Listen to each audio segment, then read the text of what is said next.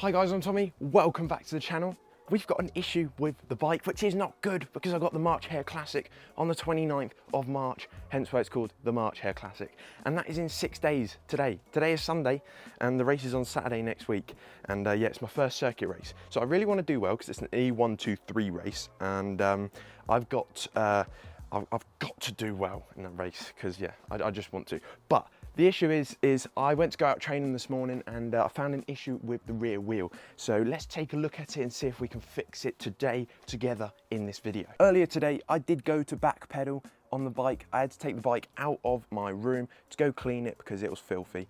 I have unfortunately left the bike 2 days from the previous clean, and there's a little tiny bit of rust building up on the outer plates of the chain and on the cassette, as you can see, which wasn't great. But that's not the issue. The issue is coming from the rear wheel. Now, I will let you listen to the issue right now. As you heard, not very good. The only part that was moving there was the free hub body. Obviously the cassette and the chain were moving, but the free hub body was moving, meaning that the only bearings that were going to be rotating were the bearings in the free hub body, not the actual hub bearings. First step I'm going to do, I'm going to remove the rear wheel. Then I am going to take the cassette off. It just makes it a little bit easier to maneuver the pieces around in my hand. And yeah, let's take a look and see what's wrong with the bike.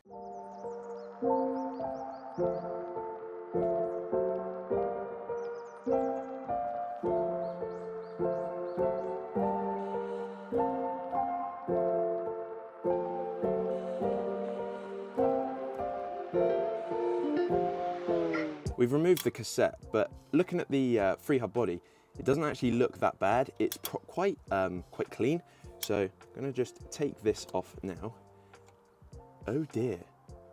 So that was my live first reaction of seeing the quite appalling state of my ratchet and free hub system. That is very bad, and I was not expecting it to be that bad at all. So I've just grabbed a old cloth, basically an old vest that's been cut up. I'm going to place it on the floor, and I'm going to remove the components of my rather disgraceful looking free hub. I am actually really embarrassed. This is not supposed to be like this. I have just gone to grab another old piece of cloth, and I'm going to clean out that rusty water. That is not good at all. Those bearings are cooked. That's really annoying because they're not actually that old. I need to talk to Giant and figure out what I'm doing wrong, whether there is a seal that's missing on the free hub body or something like that, because there is a seal, as you can see, on the actual free hub itself. So whether that's not working properly, I don't know. So I'm a little bit upset because bearings, yes, they're not the most expensive thing, but if you're going through them like there's no tomorrow, it can get expensive. Like that bearing has actually gone as well. Same with that bearing too.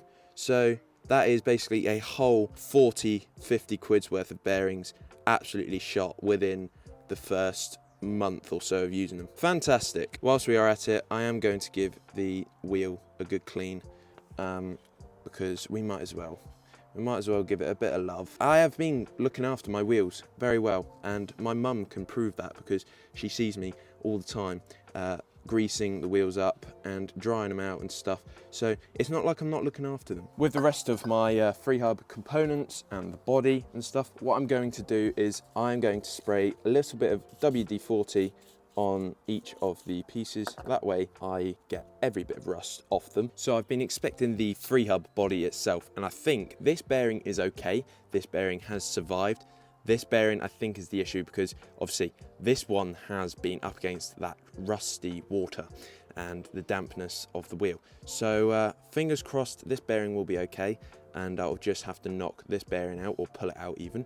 And yeah, we'll go from there. But this is the free hub body cleaned up and inspected. I have also gone ahead and cleaned up all the loose components of the free hub body and hub itself. So I'm gonna drag these to one side like so. So we're gonna take a better look at the hub itself and figure out what's going on here. I also think it's a good idea to take off my disc rotor, which I've just touched with oily hands, which was rather stupid of me. So I'm gonna have to clean that up with a bit of brake cleaner. Now, the moment of truth. How bad is this side of the wheel?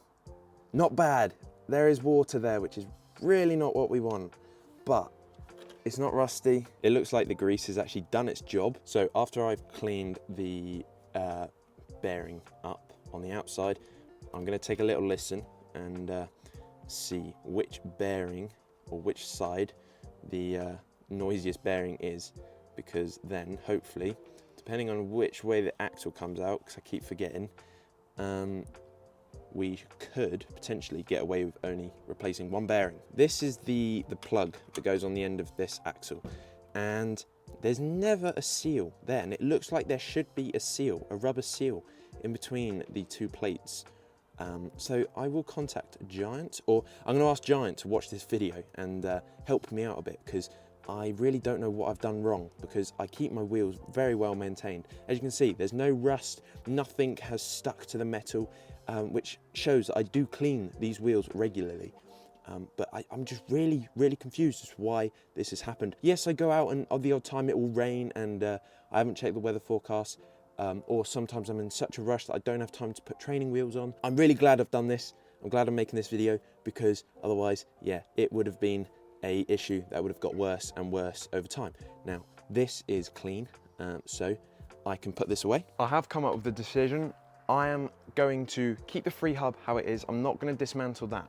I have got two bearings that are brand new, because on the front wheel, now don't worry, the bike has been carefully placed like this. On the front wheel, it started rocking a bit, like the bearings had gone, even though they were literally brand new bearings again. So I'm guessing with those bearings, I hadn't pressed them in enough, and over time the through axle has done the job for me. Ever since the Portmore Classic, or the Azets Spring Classic, the wheel has been absolutely fine. So I'm very confused, but I'm going to use the bearings that are meant to be in the front wheel, that I bought for the front wheel, and I'm going to use them in the hub of the rear wheel.